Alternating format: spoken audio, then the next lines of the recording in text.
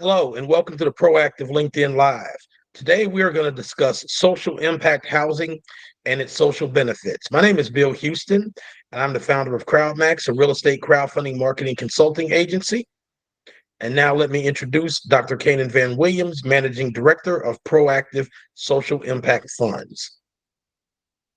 Yes, hi. Thank you for that introduction. Happy Monday to everyone. My name is Dr. Canaan Van Williams of the Proactive Realty Income Funds. We're social impact funds, and I'm happy to be here today to discuss social impact housing, what that means, and desired outcomes and things of that nature. All right, thanks, Dr. Van. That's a great segue. Define social impact housing and Proactive's differentiation. Okay, so our social impact housing is true social impact housing in that um, often social impact housing is associated with social impact real estate investing. So it's a concept that focuses on the transformation and renovation of distressed multifamily apartment units. For us, it's apartment units, multifamily manufactured housing community, SRO properties. For us, that are typically motels. Think of a small motel, 60 units, 100 units, 50 units, that is in need of renovation or updating. And the primary goal in social impact housing is to target naturally occurring affordable housing. What that means is what's existing, we go in and renovate, make sure it's cost effective so that we're able to pass that savings on, the cost savings on to families, and place people in units, homes, or apartments.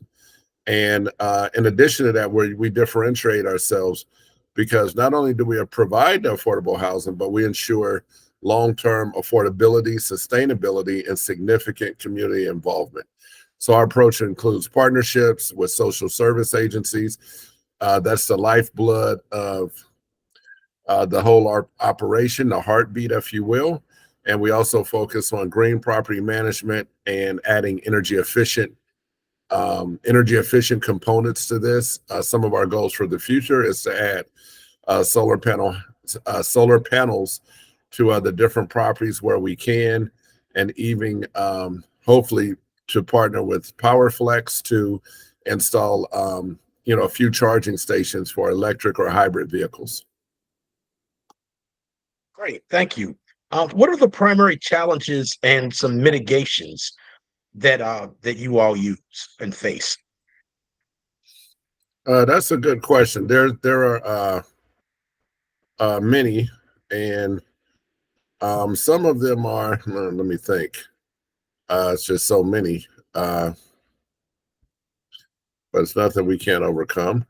So some of our families' primary challenges and mitigation are families lacking affordable housing, facing the issues of instability, poor health outcomes, disrupted education, and things of that nature. And we mitigate those circumstances by providing affordable housing, working with social service programs, working with agencies to place people in housing, working with Section 8, working with veterans agencies, and doing our best to provide the best housing and supportive services that we can. Hey, thank you. Dr. Van, can you provide us with some examples of positive impact on household stability? Yes. So we renovated a 53-unit apartment building at 2540 Fremont Street in Las Vegas. That property was 10 days, 10 days from being condemned. And we worked with the city, the county, the code enforcement to bring that property back to life. And we were able to provide stability for low-income families. We were able to get families in. After we cleared code violations, we did cleanup. We brought in dumpsters. We brought in exterminators for the horrible pest problem there. We, made repairs to the roof. We renovated units, and we did all of this very quickly. We had 2 crews. And within 5 weeks, we had families in the properties, and code enforcement back out to do visits and give us, their sign of approval. that we could, begin to house people again. And another project was the 39-acre manufactured home park that we sold to publicly traded UMH that did use as a basis for their Opportunity Zone Fund and use as a basis for their Morningstar Sustainalytics social impact reports, which Proactive followed in their footsteps. As we're very aligned on that. Okay, could you tell us about some economic security contributions that you've been able to make? Yes, number one is reducing the financial burden on low-income families by providing affordable rent, by providing cooperation with social service programs. All of our managers, I counsel with them. We work with them. We have policies for DEI, for inclusion, for anti-predatory lending. We have standards in each one of our properties. And we greatly reduce the financial burden just by having affordable rent and participating with local governmental agencies, like for utility assistance or other assistance, temporary aid to needy families, or Section 8, or veterans programs, or programs for the undocumented. Great, thank you. Can you talk to us a little bit about some innovative financing models that you're using? Yes. So our financing models are impact investing from social impact investors, real estate crowdfunding, which provides inclusive investing and wealth building opportunities for both accredited and non-accredited investors, partnerships with social service agencies to fund our social impact housing, meaning that we do second chance housing. We work with the most vulnerable populations, the previously unhoused, high functioning people who are case managed, that may be getting out of incarceration and need housing, and they're followed by a parole or probation officer, as well as a case manager, social worker, to ensure the best outcomes. So, these models attract private investors by ensuring both social impact and financial returns. Okay, let's talk a little bit about some benefits of social impact housing. Yes, I'm glad you asked that question.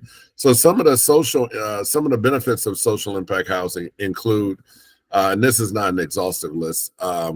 Social impact housing offers benefits like, benefits like improved living conditions, stability, enhanced community cohesion, better health outcomes, economic opportunities for residents, as well as most of our places are either there's a bus stop or transit close by that people are able to quickly get to where they need to go to. So, for example, some health programs offer Uber or Lyft rides to residents, and that allows them to quickly get to their medical appointments and do what they need to do. Great. You talk a little bit about the influence that impact housing has on a child's educational outcomes. Yeah, stable housing typically provides a safe environment, secure environment for children, reducing absenteeism, improving academic performance. We collaborate with local schools to support students' educational needs.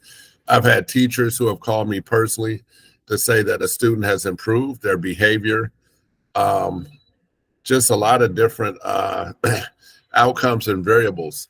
The other thing is, because we participate with a lot of second chance housing and a lot of social workers and social service programs, a lot of parents who may have had problems before with keeping adequate housing now have accountability, and that works even better for the outcome of the educational outcomes for children.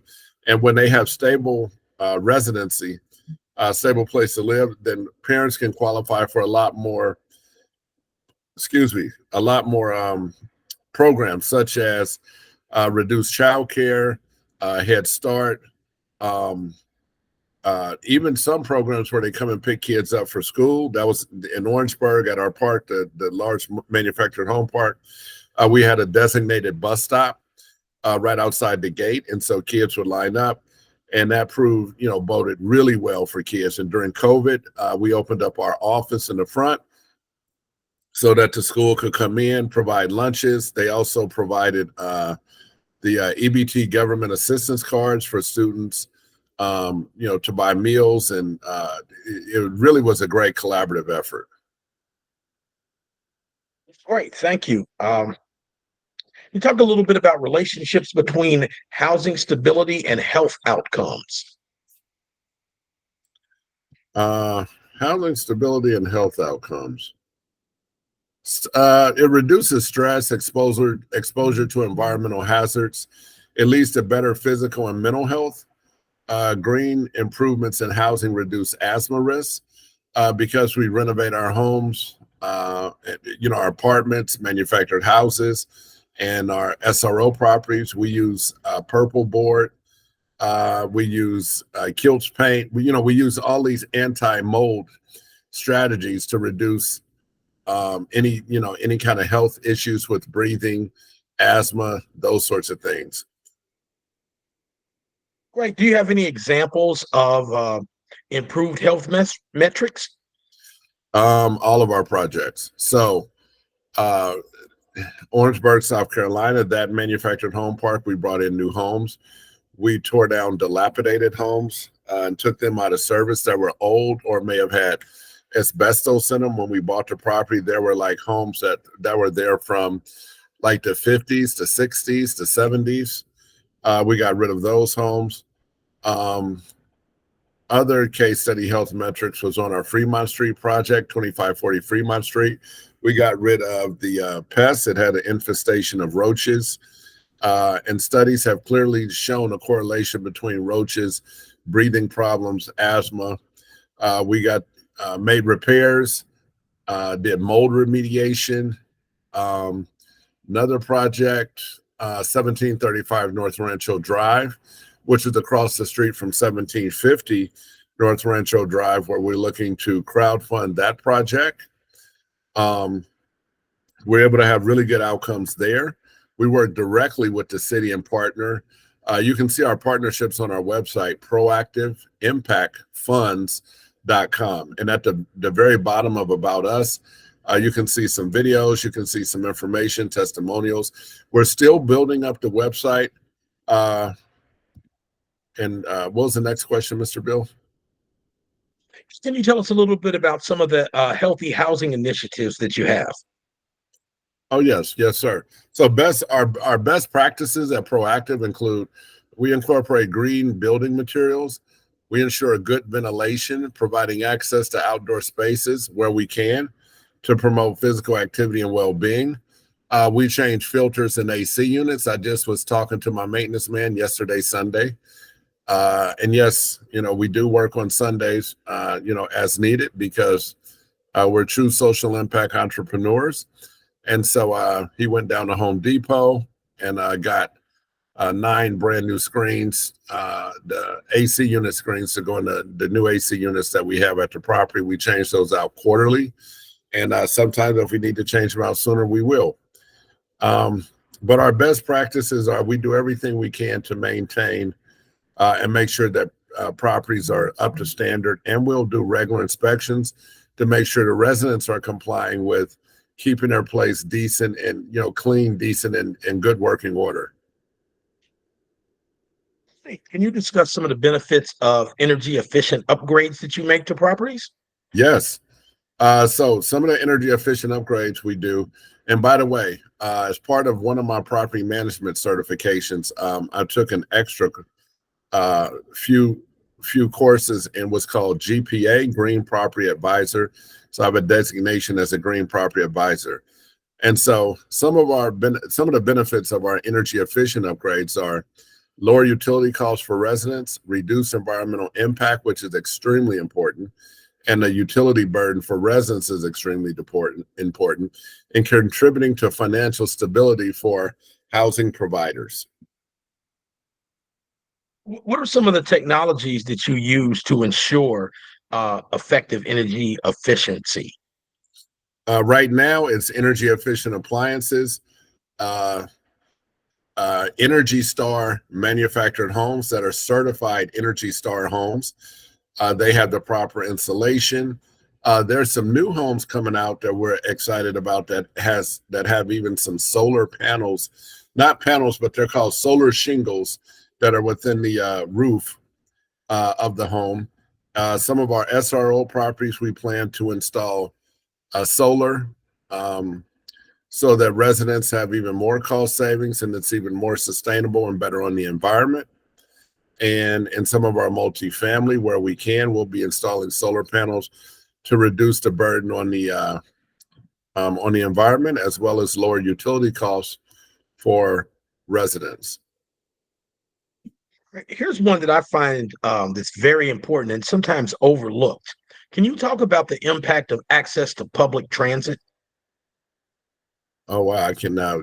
This has to be one of my favorite. I cannot overemphasize the importance of access to public transit.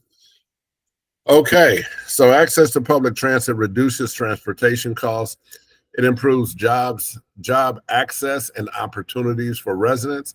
It enhances financial stability, employment opportunity, um, access to shopping, to grocery stores, to medical appointments, to schools, uh, to public libraries, to entertainment, um, to public parks.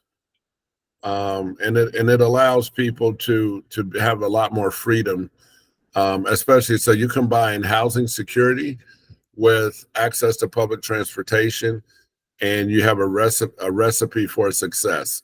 You know, for those who want to participate in then successful transportation solutions can be attained.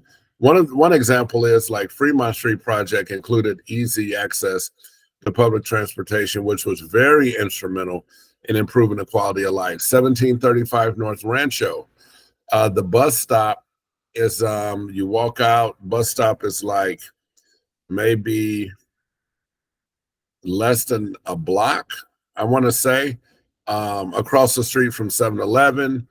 Within walking distance, you have 2 or 3 shopping centers and public transportation by bus. You can get to downtown Las Vegas, and from there you can take shuttles. They have just so much transportation in Las Vegas. It's unbelievable. But it's centrally located. Fremont Street was centrally located, and it allows residents to be able to do quite a bit. I had one lady that lived at 1735 North Rancho, for example, worked across the street at 7-Eleven. She didn't have a car, and she didn't have her driver's license for some reason, but she was able to walk across the street to work. And occasionally, when they wanted her to work at another store, she'd sign up for extra shifts at stores that were near public transportation. She told me she'd go on the internet and look and see, how to get there the fastest way, and she was able to plan it out to the minute. All of those, all the things that we've talked about thus far are really important because you don't just want to build affordable housing. You want to provide people with opportunities to live in quality neighborhoods where they can not only have a place to live and a roof over their head, but also have the opportunity to live a quality life. Can you talk to us about some of the contributions to neighborhood quality? Yes. Well, some of the contributions, just off the top of my head, are, and I'm also referring to my notes here because it's just so much. Some of the contributions to neighborhood quality are the uh, the community that it creates among the residents. It's clean, well lit. For example, well, not just Rancho, but all of the properties we've had, we go in and we provide a lot of lighting to light the place up, especially at nighttime. The affordable housing developments lead to neighborhood stability, certainly reduce crime rates, increase property values, and we foster community growth, development, and kind of know your neighbors. And we also have standards. We don't call them rules, but we have park standards. This is a standard that we'd like you to live up to. And I find that, or we find that people tend to respond better to standards than rules. The last thing a person needs in social impact housing or affordable housing is someone telling them now, more rules tell them, hey, don't do this, do that. People want to be related to us people, and we meet people where they are. And that also leads to a lot of economic growth and job creations. Over at Proactive, a lot of our projects, such as South Carolina Manufactured Home Park, even in Orangeburg, South Carolina, where the poverty rate is extremely high, over 30%, has led to a lot of job creation, economic growth, because they have a lot of industrial parks there now. Orangeburg has grown by leaps and bounds. And because there's been stability in housing and affordability, the people who are there, who are in our park, have found lots of job opportunities. Those job opportunities has led to a lot of people being able to purchase, a decent used car or a new car. UMH has continued the work that we started there in maintaining an affordable environment and staying aligned, with social impact. So it's been pretty phenomenal. So economic growth in the community through construction, ongoing property management, and the creation of local jobs in the community, and also by Proactive. We work really diligently to use local people as much as we possibly can.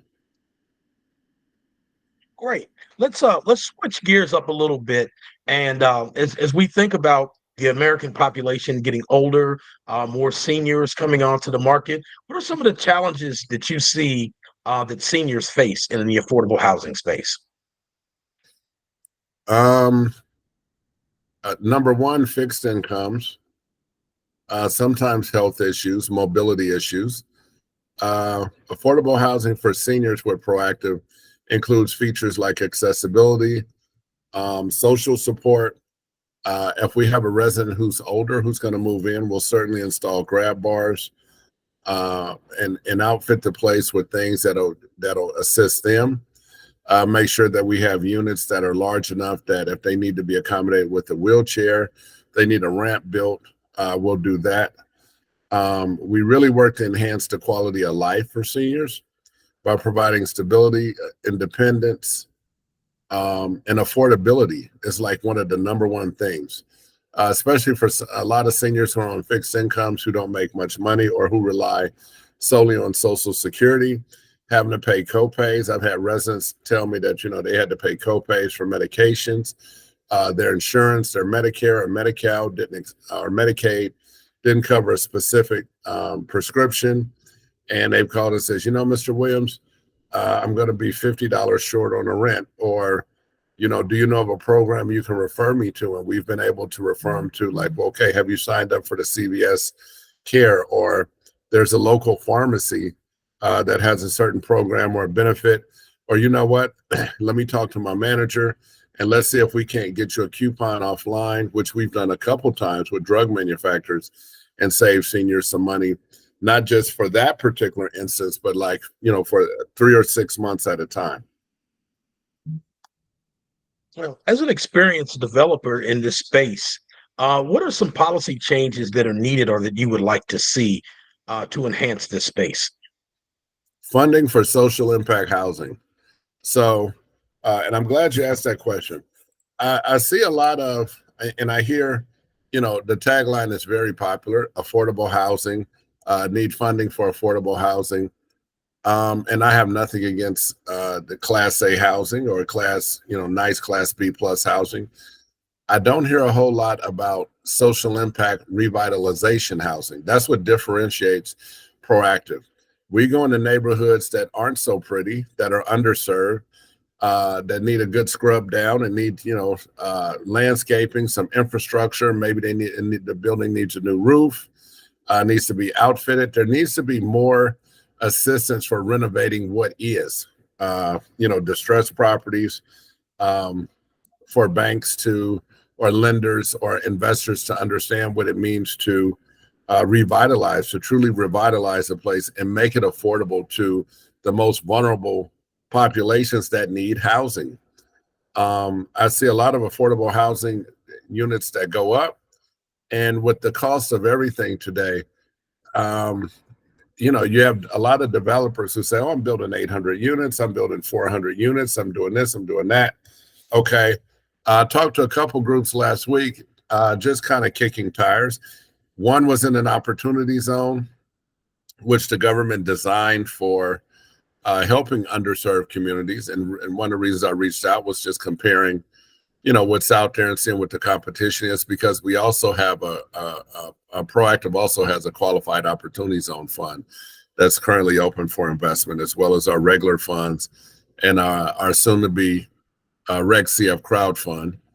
And the developer was telling me, it's like, "Oh yeah, I'm building 420 units, and it'll be class A, it'll be this, it'll be that." And it was in a New Jersey neighborhood that was really downtrodden, underserved. And I asked him, I says, "Okay, out of the 420 units, how many units will be affordable housing?" 35. I says, "Oh, okay. So you're in an opportunity zone, and you're going to quote unquote revitalize it. You're going to build this huge class A property. And I'm sure other developers are going to fall in and take suit. And next thing you know, the whole area will be gentrified of low income people, the opportunity zone." And so in my mind, I says, "Well, let me give them the benefit of the doubt." I says, "Well, how many local jobs will you create?" Uh, oh, well, we'll have a community center. And oh, by the way, we'll get a $12 million credit for that. I was like, okay. Um, are you, who's a developer? And he named, I'm not going to name the developer. He named the developer. I says, "Well, how many local people are they using?" "I don't know." He says, "We just hired the developer." I says, "Okay." And I says, "Of the 35 units out of 420 in your Class A project, ground up construction, the affordable housing, will it be for the people who are, at or below the poverty line? Or will it be for the people who are 80% AMI income? So people who may make anywhere from 50 to 100,000 a year." And he was like, "Oh, it'll be for the working people." I said, "So how many Section 8 people will you accept? How many veterans programs or vouchers?" "Well, it's not that type of development." And so at that, I says, "Okay." And, very cordial. We parted ways. So a lot of policies need to be changed. If you're going to work in underserved communities, if you're going to create viable housing, if you're going to create any social impact housing, it needs to really be affordable and social impact housing. There's nothing wrong with, having, new construction. However, new construction, in my mind, means that, okay, how many people can afford to live here? Because it's very expensive for new construction. No matter how many tax credits you get, you can start a project today that'll take 3 years, and you have cost changes and you have risks all along the way over those 3 years. Wow. So it sounds like it's really important that not only do developers, go in to do this, but they also have some collaboration, right, with community stakeholders. Can you talk a little bit about, the collaboration with community stakeholders when Proactive goes in to develop properties? Yes. And I also talk about community stakeholders in general collaboration. You don't get a lot of it. A lot of people, their community involvement or their community collaboration is zoning, approve this for me, give me these variances, approve my plans, and that's it. For a lot of agencies, a lot of developers. For Proactive, our effective collaboration involves engaging community members, policymakers, social service agencies to align efforts and resources towards social impact affordable housing initiatives. And again, proactiveimpactfunds.com. We have videos there. We have case studies. We've been working with social services since even before I knew what social impact was. When I first started in real estate back in April of 1999, this is my 25th year in real estate. And I can remember I've housed Section 8 people. I provided housing to elderly. Back then, starting out in real estate, my first few years, I can remember talking to someone on the phone. I remember I had one older lady, and she calls me up and she says she wanted to rent a place. This is in Stockton, California. True story. And 1046 North Commerce Street is a building I own, and also 35 West Magnolia Street. I own two 8-unit buildings across the street from each other. And she calls me up and we're talking, and she tell me her name, and I says, yes, ma'am. And she said, well, now, baby, she said, I just don't have no way to get there to see the place. I had an income and I can get my taxi strips and this and that, but I need to call them so many days ahead of time. I says, okay. And so taxi strips are with some programs, some cities, we partner with them as well. Some cities have what's called a taxi strip program. And for a certain fee for the low income, you can buy a book of taxi strips. And it allows you to go anywhere in that city and return to anywhere in that city with your book of taxi strips.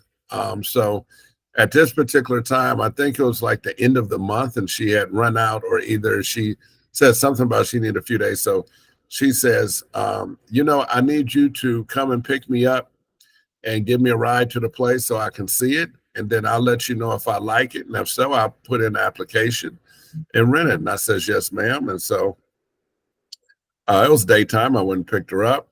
And, we had a nice conversation. We went over to the property. She took a look at it, and she, gave a copy of her ID, proof of her income.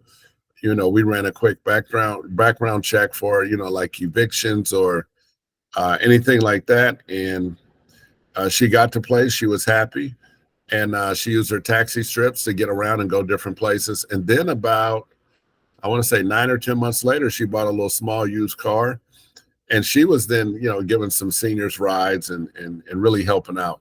So anyway, that's just a one-off story. But it, again, is very important to align with social impact housing and to care. Number one, proactive, we care about the people who are in our places. They're not tenants to us, they're residents. Great. And for our last question of part one here on social impact housing, what role do private investors play? So private investors play a major role because they invest with their dollars, and private investors can support social impact housing by investing in funds like Proactive Realty, the Proactive Realty Income social impact funds, which ensure both financial returns and social benefits, and measured. I can't emphasize enough our Morningstar Sustainalytics report on our social impact really goes to the heart of what it is that we do, the cost savings that we provide, how we measure our impact, our accountability, and our commitment to impact and to further that impact. Okay, great. Thanks, Dr. Van. This has been very insightful today. And just want to invite everyone to stop back through Friday for part two of social impact housing. Any closing or parting words, Dr. Van? Yes. So we'll what was I gonna say? So again, our website is proactiveimpactfunds.com. We'll be represented this year at SOCAP 2024, and that's capital SOCAP 24. If you Google it, we're looking forward to that. We're looking forward to the impact that we're going to create. We're looking forward to we just have a pipeline of housing projects of just people to help. This morning I was on a call. I ran like a minute late getting on this LinkedIn Live because the mayor, I work with two mayors in South Carolina. This other mayor calls me up and he's like, Dr. Van, he says, because we talked last night as well, about 10 o'clock last night, which is like 1 a.m. in South Carolina. I'm on the West Coast today. And I was just like, wow. He says, the new community you did in Greeleyville and the video that you see on proactiveimpactfunds.com, and I have on the orange safety vest, that's in that particular community. And, we're bringing in 14 houses, and he's excited. And he says they even have some international teachers that the state wants us to set aside 4 or 5 homes for that want to come into that school district, Williamsburg County, which is a very low income school district, and do some teaching mentoring and helping of the kids. So this goes back to your question about how does stable housing, affect educational outcomes for kids, and so that's one direct way. I just thought about that as I was talking, and so I'm excited about that. And there's just so much excitement around this community in Greeleyville, South Carolina, because they haven't had any new housing, and I don't know how many years, and it's very affordable. Our prices are 3-bedroom, and I'll do another plug here for our prices are for a 3-bedroom, 2-bath, 1,000 square foot home, $1,150. Compare that to, or a little less, and compare that to driving 30 minutes down the road, paying $2,300 for that same 3-bedroom, 2-bath, or driving 10 minutes down the road, paying $1,550 for that same 3-bedroom, 2-bath. That is not a new unit. That is not energy efficient, and does not have nearly as many cost savings benefits. Great. Thank you, Dr. Van. As we exit for today, how can people get in contact with you and find out more about proactive social impact funds? Yes, sir. They can call 1-800-626-2089. Again, 1-800-626-2089. That's our main number. My personal cell number is area code 803-989-8264. Our email address is invest@proactivefunds.com, and through our website, proactiveimpactfunds.com. And there, you'll see our projects that we have going on. You can register to view our social impact reports from Morningstar Sustainalytics. Thank you very much, Dr. Van. This was very insightful, and we'll see you Friday at 12:30 Eastern time, so we can finish this up with part 2. Thank you again. Lord willing. Yes, sir. Amen.